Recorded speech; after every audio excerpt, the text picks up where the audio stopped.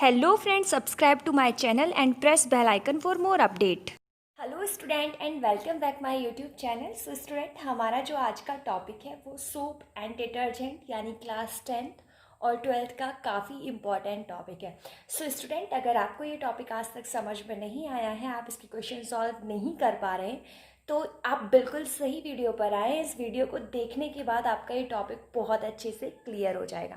तो चलिए topic start करते हैं। सो टॉपिक है सबसे पहले सोप एंड डिटर्जेंट पे हम सोप देखेंगे कि सोप होता क्या है। So soap are the sodium and potassium salt of the long chain carboxylic acid. So इसमें क्या होगा, जो सोप होता है उसमें सोडियम और पोटेशियम मेटल होते हैं और उसके पीछे एक लॉन्ग चेन ऑफ हाइड्रोकार्बन लगा होता है और कार्बोक्सिलिक एसिड होता है। या फिर एक सिंपल टर्म में देखें तो सोप मॉलिक्यूल है, उसमें तीन चीज़ें होती हैं। आपको ये याद रखना है कि सोप में क्या होती हैं, तीन चीज़। एक तो लॉन्ग हाइड्रोकार्बन चेन, ठीक है, और दूसरा क्या होता है, कार्बोक्सिलिक एसिड, और जो एक एंड होता है उस पर क्या लगा हुआ होता है, एक मेटल लगा हुआ होता है। तो इसमें जो मेटल होगा वो जनरली क्या होगा, या तो सोडियम होगा या फिर क्या होगा, पोटेशियम होगा। तो आप ये देख पा रहे हैं, ये क्या है, एक सोडियम स्टेरेट जिसे हम बोलते हैं, एक सोप है। एक सोप का मैंने एग्जाम्पल दिया है। तो देखते हैं क्या इसमें हाइड्रोकार्बन चेन, कार्बोक्सिलिक एसिड और मेटल मैं आपको शो करूंगी। तो यहाँ पर ये जितनी लंबी आपको यहाँ से यहाँ तक जो चेन नज़र आ रही है, ये चेन क्या है, हाइड्रोकार्बन चेन है, ठीक है। और ये क्या है, COO कार्बोक्सिलिक ग्रुप है, और यहाँ पर Na यानी सोडियम मेटल लगा हुआ है। तो मैंने क्या कहा था, हाइड्रोकार्बन चेन, कार्बोक्सिलिक एसिड और मेटल, यानी इसमें तीनों लगे हुए हैं, मतलब ये क्या है, सोप है। अब हम सोप में देखेंगे जनरली टू पार्ट होते हैं। एक तो नॉन आयोनिक होता है, नॉन आयोनिक ये वाला पार्ट है, यानी जो हाइड्रोकार्बन वाला पार्ट है वो नॉन आयोनिक है, उस पर कोई चार्ज नहीं है। और दूसरा क्या होता है, आयोनिक होता है, यानी COONA, यहाँ पर O नेगेटिव है और Na पॉजिटिव है, यानी ये कैसा पार्ट है, आयोनिक पार्ट है। उसके बाद नेक्स्ट जो हेडिंग है वो है सेपोनिफिकेशन। सो सेपोनिफिकेशन क्या है, the process of making soap by the hydrolysis of fat and oil with alkalis is called saponification. मतलब ऐसी कोई रिएक्शन जिसमें साबुन यानी सोप बनता हो, उस रिएक्शन को हम क्या बोलते हैं, saponification reaction. So generally soap कब बनता है, जब फैट और ऑयल की रिएक्शन हम एल्कली यानी NaOH से कराते हैं। तो क्या बनता है, सोप बनता है, प्लस में ग्लिसरॉल बनता है। सो अब हम देखेंगे मिसाइल सोप मॉलिक्यूल, यानी मिसाइल फॉर्मेशन होती है सोप के दौरान। तो ये मिसाइल क्या होता है, सोप जो एक साबुन होता है उसमें दो डिफरेंट एंड पाए जाते हैं। एक क्या होता है, हाइड्रोकार्बन वाले पार्ट को हम क्या बोलते हैं, हाइड्रोफोबिक पार्ट, ठीक है। तो हाइड्रोकार्बन वाला पार्ट कैसा होता है, हाइड्रोफोबिक। हाइड्रोफोबिक का मतलब है, हाइड्रो मीन वाटर और फोबिया आपने सुना होगा, मतलब हेट यानी डर, मतलब जो वाटर से दूर रहता है उस पार्ट को हम क्या बोलते हैं, हाइड्रोफोबिक। जबकि जो आयोनिक पार्ट होता है वो कैसा होता है, हाइड्रोफिलिक। हाइड्रोफिलिक का मतलब है वाटर लविंग। सो ये जो सोप मॉलिक्यूल है, यानी ये जो हाइड्रोकार्बन वाला ये वाला पार्ट है, ये कैसा है, हाइड्रोफोबिक है, यानी ये वाटर से दूर रहेगा।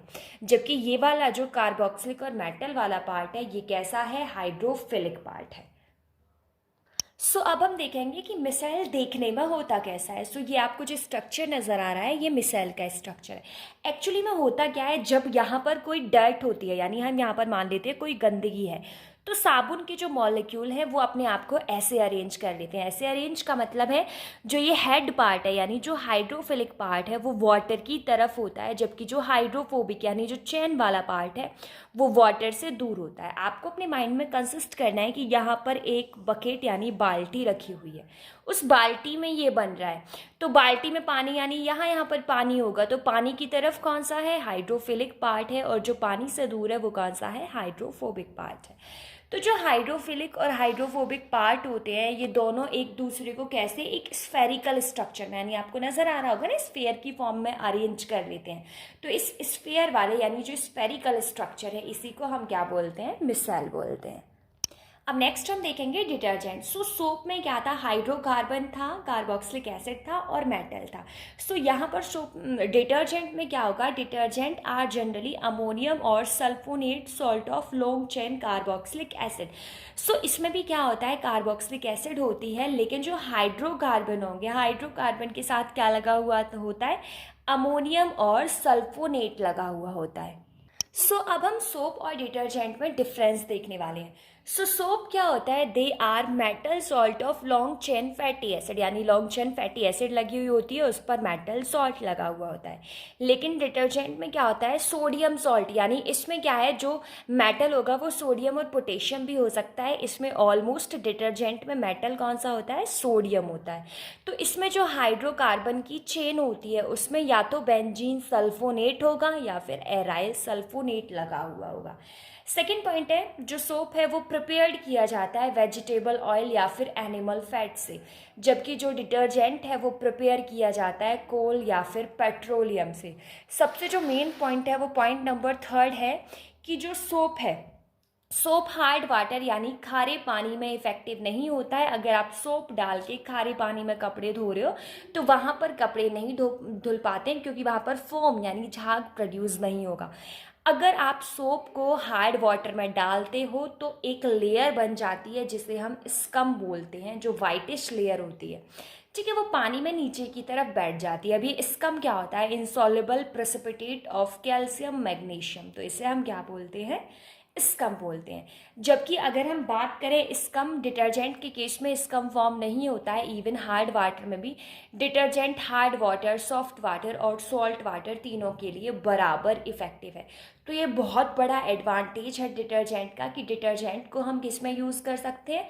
Hard water, soft water, salt water, cold water, सब तरीके के पानी में यूज़ कर सकते हैं, जबकि सोप को नहीं कर सकते। सोप अच्छे से जो कपड़े धोता है वो केवल सॉफ्ट वाटर में धोता है, हार्ड वाटर के लिए या फिर ये कोल्ड वाटर के लिए उतना इफेक्टिव नहीं होता है। Thank you so much for watching मी। अगर आपको लगा हो ये वीडियो आपके किसी काम की हो और वीडियो इन्फॉर्मेटिव लगी हो तो वीडियो को लाइक करें और चैनल को सब्सक्राइब भी करें।